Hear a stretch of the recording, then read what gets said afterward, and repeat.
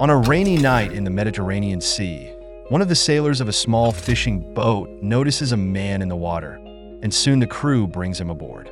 Sure enough, they catch a drowning man. Suddenly, the man begins to give signs of life, so the sailors take him to the hold, where the ship's medic takes 2 bullets out of the poor man's back. The doctor also notices a strange scar on the man's thigh and pulls out a metal capsule that contains the number of a safe deposit box in Zurich. Suddenly, the poor man comes to his senses and immediately attacks the doctor, sure that he is going to harm him. The doctor tells the stranger about everything that has happened. The rescued man can't remember anything, not even his name and profession. Meanwhile, in the CIA headquarters in the United States, Alexander Conklin, the head of the Treadstone Project, learns about the failure of the operation to destroy the former African dictator Nkwana Wambosi. In a television interview, Nkwana Wambosi promises to make public information about her pursuers. Several days pass, but the rescued man on the fishing boat cannot remember anything from his past, and the doctor believes that his memories will come back to him in time. Upon arrival in a Swiss port, the kind doctor gives the poor man some cash. But he only knows the number of the safety deposit box, and from the metal capsule, gets on the nearest train and heads for Zurich. The man has no money left for a hotel, so he falls asleep on a bench in the city park. The police ask the man to show his papers, and he suddenly discovers that he not only speaks fluent French, but also German. Nevertheless, his vague explanations do not satisfy the cops, so they are going to take the homeless man to the station. In some incredible way, the man manages to take both cops to the ground in a matter of seconds and take their weapons, after which he runs away. Not realizing how it was possible at this time, the CIA leaders are very worried as Nkwana Wambosi accuses the US government of making an attempt on his life and the lives of his relatives, and he promises to provide proof of it soon. Angry CIA Deputy Director Ward Abbott criticizes Alexander Conklin because he has never misfired before, while his subordinates unsuccessfully try to justify themselves and promise to destroy all evidence linking the attempted assassination of Wambosi to the CIA. The man rescued by fishermen finally reaches a bank in Zurich, where, having established his identity by a palm print, the manager escorts the client to a safety deposit box. And it is a briefcase where the man finds an American passport with his photo and the name of Jason Bourne. Jason quickly discovers that the briefcase has a hidden bottom that holds guns and several other passports with his photo on them, including one in the name John Michael Caine, and even a Russian passport with an incredibly common name that will never let you suspect that you are an American spy. Jason takes the documents and the money, but he leaves his gun in the vault just in case. On the way out, the manager looks suspiciously at the client and makes a secret phone call to someone. On the street, Jason again attracts the attention of the local police. His gut, sensing danger, rushes to the American embassy, where local laws do not apply. However, the embassy's chief of security recognizes Jason at once and orders his men to capture him. Bourne pretends to surrender, but again shows incredible reflexes and excellent close combat skills. He quickly disarms the men, takes the gun from one of them and the walkie-talkie from the other, and runs down the corridors of the building. A platoon of soldiers chase the intruder, who manages to find a fire escape and climb to the roof of the embassy. Jason first drops his bag down, and then very deftly scrambles over the walls to the fire escape and down to the ground. Here, Jason notices Maria, whom he noticed at the embassy because she was denied an American visa, realizing that the girl has financial problems. Bourne convinces him to give him a ride to Paris for a whopping $20,000. Upon learning that Jason has taken the contents of his safety deposit box, Conklin commands his staff to urgently search for the man, tracking his movements through CCTV cameras and connecting all available employees in the area. In the end, the Treadstone team manages to get only a blurry image of Jason next to Maria's car. Conklin orders his top special agents to eliminate Bourne as soon as possible. On the way to Paris, the talkative Maria tells her silent companion numerous stories from her life, who responds by admitting that he remembers absolutely nothing from his past. Conklin's team finally manages to get a videotape with a clear image of Jason with Maria. The agents print out their photo together and give it to the special agents. along with orders to eliminate the couple. Jason feels that Maria can be trusted and tells her everything he remembers, starting with the moment the fisherman rescued him during the storm. The girl feels sorry for her companion, but does not know how to help him.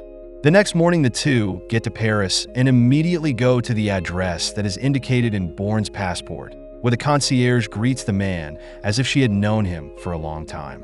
The woman gives the couple the keys to the apartment, and Jason calls the hotel where, judging by the documents from the safety deposit box, stayed John Michael Caine. The hotel clerk confirms that Caine had rented a room there.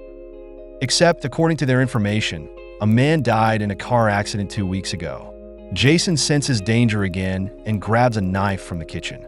When he's attacked by the first special agent in the CIA, Zorn, who quickly strips the guy of his edged weapon.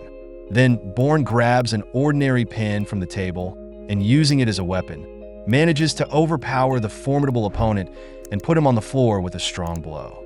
Jason demands that the killer confess who called him in, but he stubbornly remains silent. Maria finds a picture of herself in Zorn's backpack and becomes hysterical, realizing that the villain was hunting her too. This gives the killer the opportunity to jump out the window to his death. Jason picks up his sobbing companion and hurries with her to the exit, where he sees the dead concierge, who was ruthlessly shot by Zorn. As the couple tries to escape, Nicolette, a CIA agent in Paris, informs Conklin that Zorn has failed in his mission. The two hurry to the train station, where Bourne offers his companion to go to the police right now, as it is too dangerous to stay near him. The girl hesitates, not knowing what she should do now. When the fugitives are seen by the police, they immediately start chasing them through the streets of Paris. On his small car, Jason manages to drive through a very narrow alleyway, cutting off the chasing cars of the patrolmen. Nevertheless, the policemen on motorcycles continue their pursuit, but they are unable to keep up with the incredibly cool rider Bourne. The two end up hiding in an underground parking garage and throw the police off their tail. Conklin places the body of the mercenary who tried to kill Wombosi in a Paris morgue. But the African dictator immediately recognizes the switch and says that a completely different man attempted to assassinate him. Realizing that he is in a desperate situation, Conklin orders his best special agent professor to deal with Wombosi.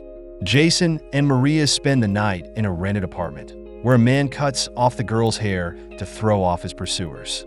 Bourne is going to visit the hotel where John Michael Caine, his alter ego, was staying to finally find out what he's gotten himself into.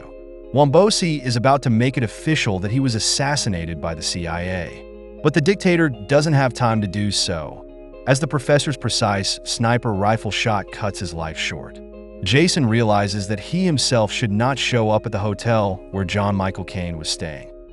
Asks Maria to go there and clarify inside the details important to him, which the girl successfully manages to do. Abbott is furious when he learns of Wombosi's murder.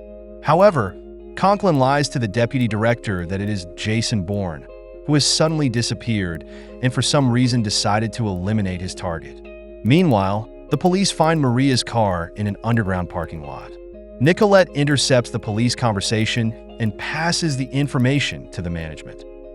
After learning that Caine's body is in the morgue, Jason bribes an employee to look at the body, which is no longer there.